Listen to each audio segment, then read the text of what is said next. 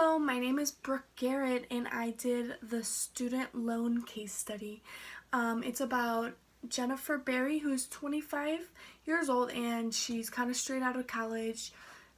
She's has some student loan debt, and before I start off to give a little gist of it, I wanted to mention this quote that says, "College is part of the American dream. It shouldn't be part of financial nightmare."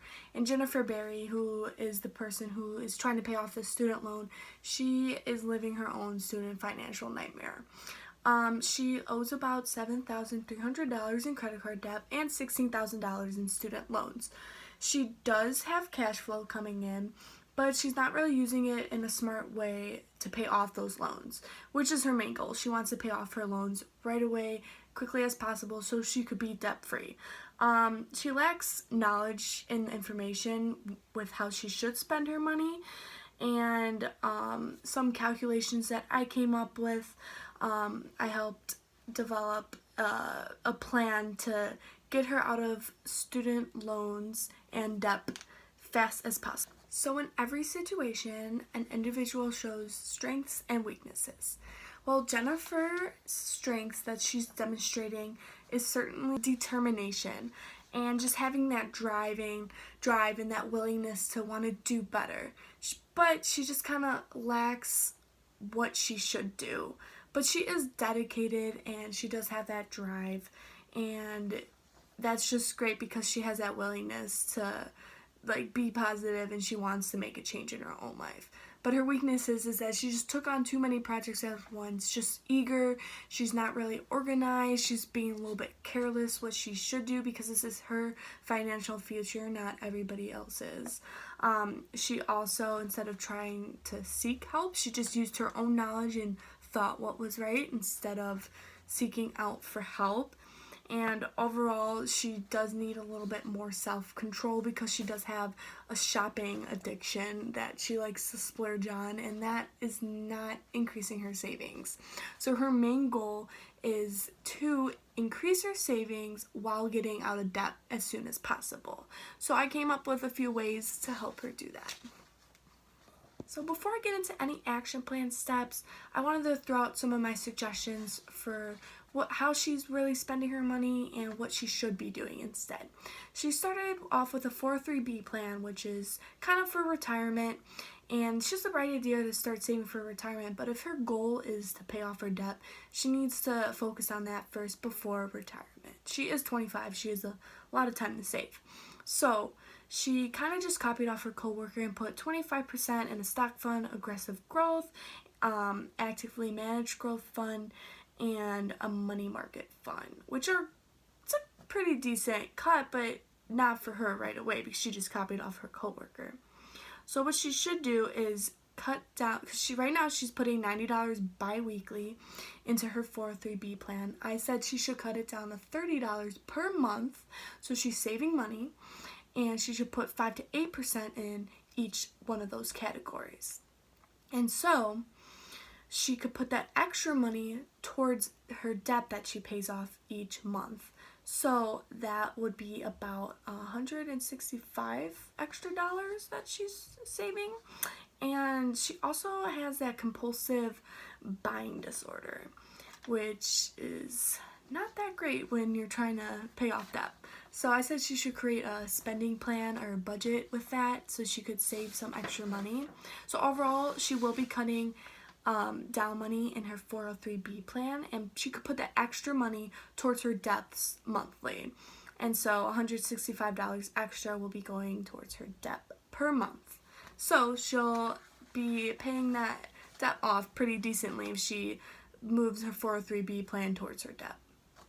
So my first action plan step I have for Jennifer is knowing her numbers. What I mean by knowing her numbers is pretty much knowing her balances, her interest rates, and her monthly payments that she has. Knowing her numbers will know exactly what to do with your money, how to spend it, and how to get out of debt fast. It's gonna know what to do with her debt, what she should invest in, and overall the economics of it. But it will help her develop financial statements and spending plans, and just to calculate her ratios of everything what she's doing with her money.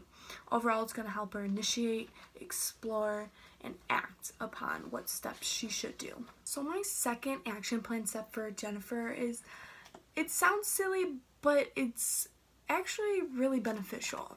It is to keep living like a student. And what I mean by keep living like a student is to stay on a budget and avoid that lifestyle creep. It's easy to start spending money once you graduate because you have a real person job. You're getting money, and that could affect how you spend things. You might go overboard on some things. Like Jennifer, she has a shopping addiction, so she just keeps buying all these clothes and stuff that she does not really necessarily need.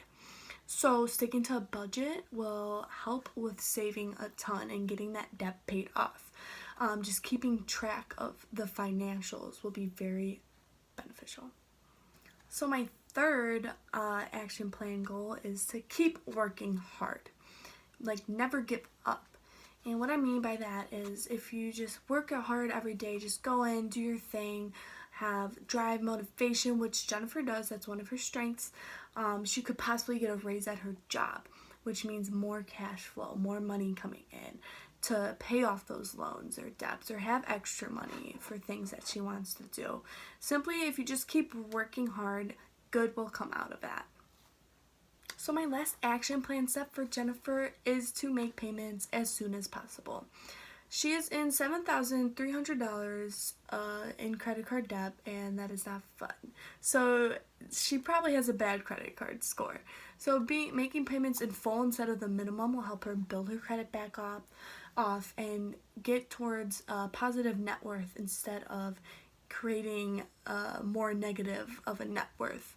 So she should just pay that bill in full every month and make that a good habit, and because good habits will make a positive outcome overall. So on top of creating an action plan, Jennifer should start thinking about some financial products that could benefit her in the long run for her financial goals.